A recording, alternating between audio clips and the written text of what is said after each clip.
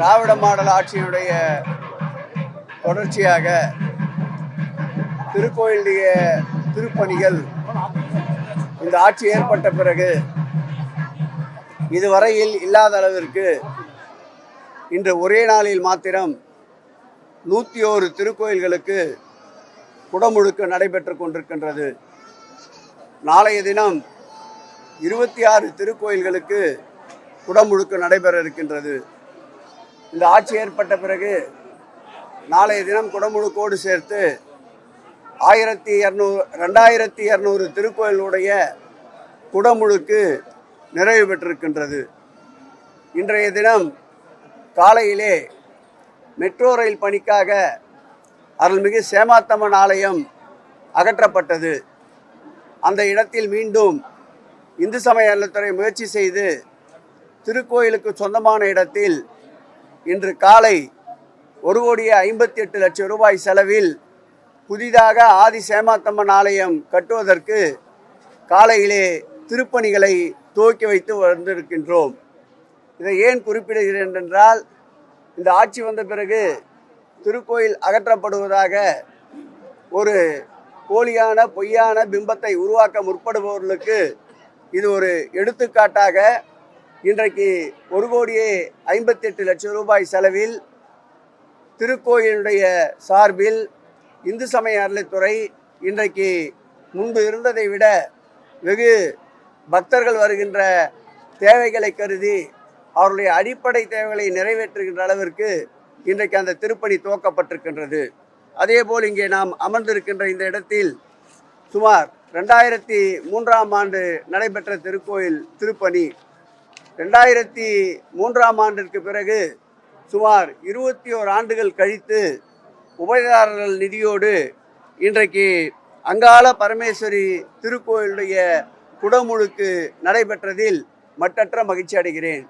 இன்றைக்கு மாத்திரம் நம்முடைய துறைமுகம் சட்டமன்ற தொகுதியில் 3 திருக்கோயில்களில் குடமுழுக்கு நடைபெற்று கொண்டிருக்கின்றது. இந்த 3 திருக்கோயில்களுமே 20 ஆண்டுகளுக்கு மேல் 20 ஆண்டுகளுக்கு முன்பு குடமுழுக்கு நடைபெற்ற திருக்கோயில் என்பதை உங்களுக்கு நான் கோடிட்டு காட்ட கடமைப்பட்டிருக்கின்றேன்.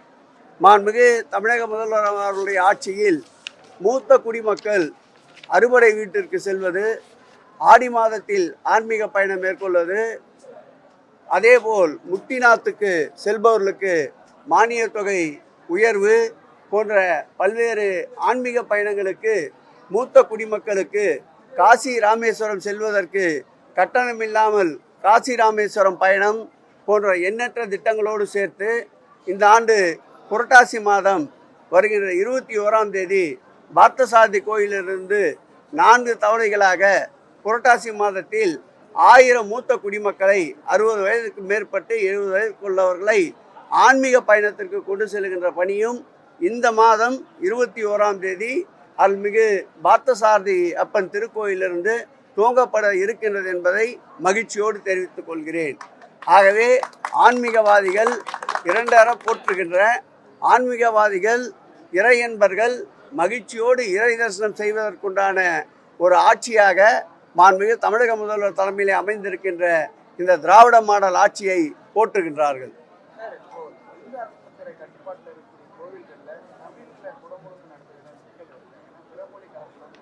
ஒரு சிக்கல்ல நேற்றைக்கு கூட நீதிமன்றத்திலே ஒரு வழக்கு வந்தது. நீதிமன்றத்திலேயே நாங்கள் தமிழே குடமுழுக்கு நடத்துவதற்கு ஒப்புதல் அளித்து இன்றைக்கு அந்த திருக்கோயில் கூட குடமுழுக்கு காலையிலே தமிழே நடத்தப்படுகின்றது.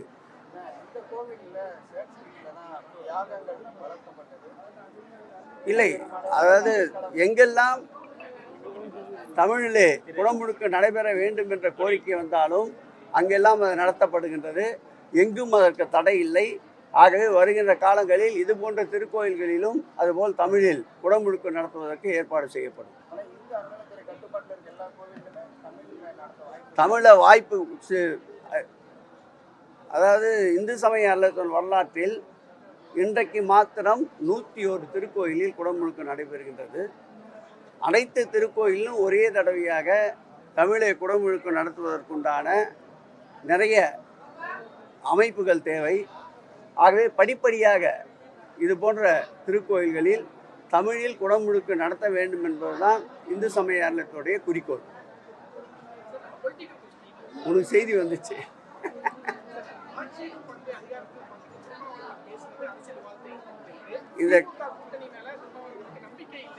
இந்த கட்சியின் மூலவர், உற்சவர் அனைத்தும் எங்கள் உயிரினும் மேலான அன்பு தலைவர் தளபதி அவர்கள்.